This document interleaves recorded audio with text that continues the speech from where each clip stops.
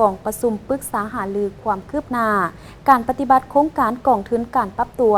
เพื่อให้สำเร็จตามจุดประสงค์และคาดหมายที่วางไว้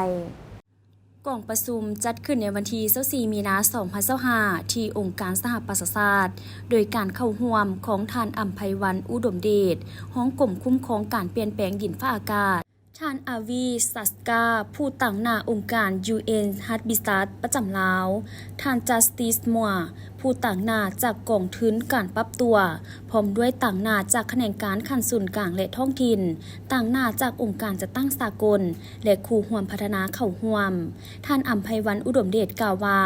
การสนับสนุนจากกองทุนการปรับตัวแม้นมีความจำเป็นที่สุดเพื่อเสริมสร้างความอาจสามารถในการปรับตัวเข้ากับการเปลี่ยนแปลงดินฟ้าอากาศสำหรับโครงการของกองทุนการปรับตัว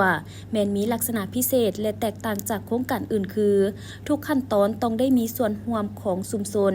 โดยเฉพาะเพศหญิงจะต้องได้มีส่วนร่วมในทุกขั้นตอนของโครงการเพื่อรับประกันว่าความต้องการของเขาเจ้าได้รับการแก้ไขและส่งเสริมในท้องถิ่นเป็นเจ้าการในการรับมือกับปัญหาการเปลี่ยนแปลงดินฟ้าอากาศอย่างแท้จริงสำหรับสาธารณรัฐประชาธิปไตยประชาชนลาวแม้นได้จัดตั้งปฏิบัติ3โครงการโดยได้รับการสนับสนุนจากกองทุนการปรับตัวแต่ปี 2017 เป็นต้นมาโดยร่วมกับองค์การ UN Habitat และจากภาคส่วนที่เกี่ยวข้องขั้นศูนย์กลางและท้องถิ่นโครงการทำอิฐระยะหนึ่งกวมเอาแขวงอัตตปือเซกองและแขวงสารวัน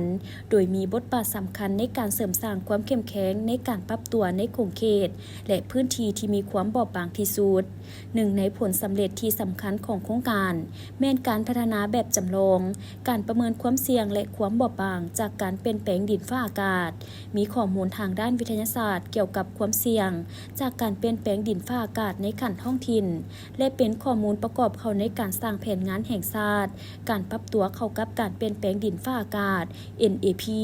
โครงการที่2อยู่แขวงสวรรณเขตได้สุ่มใส่โครงรางพื้นฐานการสนองน้ำที่มีความทนทานต่อการเปลี่ยนแปลงดินฟ้าอากาศและกำหนดมาตรการปรับตัวของชุมชน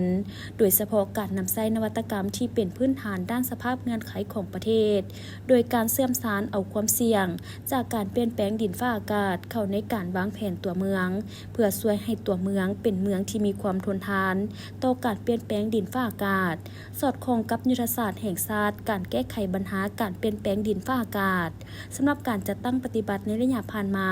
เห็นว่ามีการนำใช้งบประมาณอย่างมีประสิทธิภาพสูงเทียบใส่โครงการอื่นสำหรับโครงการที่3ที่กำลังจะจัดตั้งปฏิบัติในมูลค่า 7.5 ล้านดอลลาร์สหรัฐระยะเวลาจัดตั้งปฏิบัติ4 ปี 2024-2028 โดยจะสุ่มใส่การสร้างความสามารถให้ชุมชนและสถาบันขั้นแขวงเพื่อพัฒนาที่อยู่อาศัยให้มีความยืนยงและมีความทนทานต่อการเปลี่ยนแปลงดินฟ้าอากาศสร้างความเข้มแข็งในการรับมือต่อการเปลี่ยนแปลงดินฟ้าอากาศโดยการสร้างที่อยู่อาศัยซ่อมแปลงฟื้นฟูในเขตชุมชนสร้างความเข้มแข็งและปลูกจิตสำนึกให้ชุมชน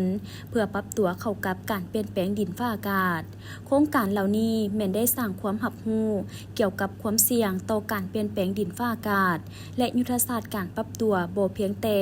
ให้แก่บรรดาผู้วางนโยบายแต่ให้กับภายในชุมชนท้องถิ่นน้ำกันกองประชุมฝึกอบรมขบวนการวางแผนโดยมีส่วนร่วมของส่วนรวมและการสนทนาภายในชุมชนแม้นการสร้างความรู้จักให้แก่คนรุ่นใหม่